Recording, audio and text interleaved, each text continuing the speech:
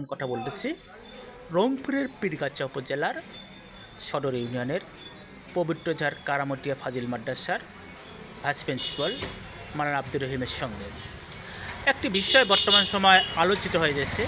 আমি গত একটা পোস্ট দিয়েছিলাম, পোস্টটা দেওয়ার কারণে অনেকেই বিষয়টা সমর্থন করেছেন। আমরা আসলে তার কাছে জানতে চাইব ধর্মীয় কিছু ব্যাখ্যা, যে বাংলাদেশের অধিকাংশ অধ্যক্ষ, আমরা শতভাগ বলবো না কারণ গোপনে কারো খবর আমরা জানি না, সে অধিকাংশ বলবো আমরা, অধিকাংশ অধ্যক্ষ আপনার শিক্ষক কর্মচারী নিয়োগের সময় গোপনে আপনার ঘুষ বাণিজ্য করে থাকে, সেটা আমরা সবাই জানি। এটার কিন্তু চলছে অনেক দিন থেকে, হয়তোবা এখন নিবন্ধন পরীক্ষা হচ্ছে, এখন হয়তোবা বিষয়টা থেমে গেছে ঘুষ খাওয়া, কিন্তু কর্মচারী নিয়োগ আছে।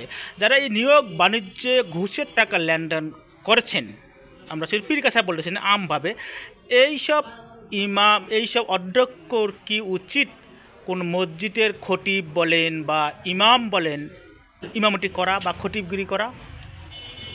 আমি কোরআন হাদিসের যতটুকু আমি জ্ঞান অর্জন করেছি, একজন মসজিদের খতিবার উপযুক্ত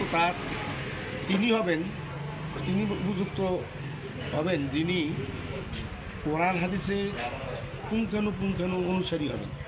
যেহেতু এখন আমাদের সমাজের মধ্যে যেটা প্রচলিত আছে, যেটা আমরা দেখতে পাচ্ছি যে প্রিন্সিপাল সাহেবগণ ওনারা এই সকল প্রতিষ্ঠানে নিয়োগের ক্ষেত্রে ওনারা নিজে প্রত্যক্ষ বা পরোক্ষভাবে ওনারা টাকা পয়সার সঙ্গে জড়িত হয়ে যান।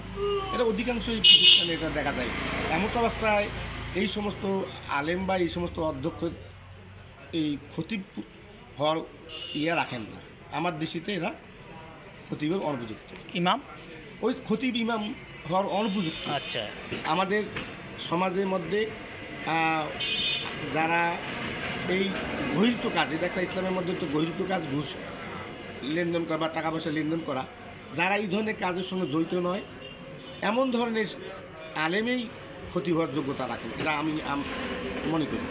ওই বিষয়গুলো খুব গোপনে করতেছে, এটা গোপনে ওপেন তো নয়, যদিও গোপনে করে, কিন্তু আল্লাহ তো একজন দেখতেছেন এবং সাধারণ মানুষ তো সেটা অনুভব করতে পারে, কিন্তু বলতে পারে না, প্রমাণ যেহেতু রাখিয়ে তারা কাজ করেন না, কিন্তু এটা সর্বজন বিদিত।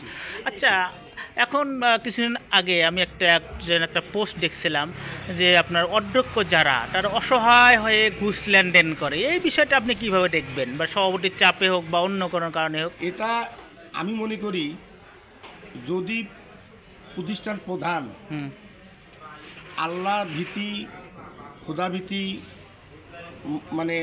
আল্লাহর ভয়ে যদি নিরপেক্ষ থাকিয়া যদি উনি প্রতিষ্ঠান পরিচালনা করতে পারেন, এটা আমার দৃষ্টিতে পারেন, কিন্তু ক্ষমতাবান বা সভাপতি যাই হোক না কেন, যেহেতু প্রিন্সিপাল তার কথাকে বলা হয়েছে, তার মধ্যে একটা অসৎ ভাব আছে একটা, সেইভাবে প্রতিষ্ঠানের সভাপতিরাও তার সঙ্গে সেই ধরনের আচরণ করেন। তবে আমার মনে হয় ইচ্ছা করলে উনি বিষয়টাকে এড়িয়ে যেতে পারতেন, যে ওই ঘুষের লেনদেন থেকে উনি বিরত থাকতে পারতেন। আচ্ছা, এখন আর একটা বিষয় বলি আমরা, যে যারা স্কুল কলেজ শিক্ষার্থী আছেন, আজকে একটা পোস্ট দিয়েছিলাম, মোটামুটি দেখছি অনেক জায়গায়, আমিও শেয়ার করছি, আরও অনেকেই এটা শেয়ার করেছেন, এটা অনেকেই ভালো বলছেন আর কি। আমি জানি না, আপনার কাছে মতামত জানতে চাচ্ছি, স্কুল কলেজ এবং বিশ্ববিদ্যালয়ের শিক্ষার্থীরা ইমামতি করতে পারবে কি না?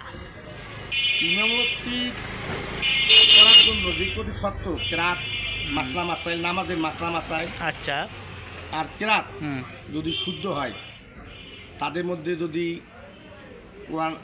কোরআন হাদিসের জ্ঞান যদি থাকে, লেবাস যতটুকু সুন্নতি পাইরবি তারা যদি করে থাকেন, তারাও ইমামতি করলে দোষণীয় হবে না। এই সমস্ত এই আলেমের সেই ছাত্র ছাত্ররা নিষ্পাপ থাকে, বেগুনা মাসুম থাকে, তার মধ্যে যদি কোরআন হাদিসের কিছুটা জ্ঞান থাকে, মাসলা মাসাইল, আমাদের মাসলা মাসাইল সম্বন্ধে যদি ধারণা থাকে এবং কোরআন যদি শুদ্ধরূপে তার করতে পারে, তারাও এটা করতে পারে, তাহলে আমরা বলতে পারি যে আপনার ছাত্ররা এই ইমামতি হওয়ার উপযুক্ত, যদি তার মধ্যে যদি সেইও থাকে। তবে এই ইমামতি করার জন্য আলিম কামিল পাস দরকার নেই, বা মুফতি এটাও খোঁজার দরকার নেই। মানে যোগ্যতা থাকলেই যে স্কুল হোক, কলেজ হোক, মাদ্রাসা যে পড়ুক না কেন, কোনো সার্টিফিকেটের প্রয়োজন নেই, এক কথায় শেষ। এখন একটা দিক আছে এখানে, এটাকে বলা হয়েছে কোরআন হাদিস সম্পর্কে যদি বিশারদ, কোরআন হাদিস বিশারদ যদি এই ধরনের যদি মানে ভালো সৎ লোক যদি পাওয়া যায়, তাহলে উনি হবেন যোগ্য সৎ। আর যদি না তাকওয়া পূর্ণ যদি হ্যাঁ খোদা যদি পাওয়া যায়, তাহলে এনারই হবেন যোগ্য। আর যদি না পাওয়া যায়, তাহলে ওই ধরনের আলেমের চেয়ে এই ছাত্ররাই যোগ্য হবে। এক কথা আমরা বলতে পারি খোদা ভীরু লোকরাই যাবে নেতৃত্ব, ইমাম মানে যে নেতা, তাই না?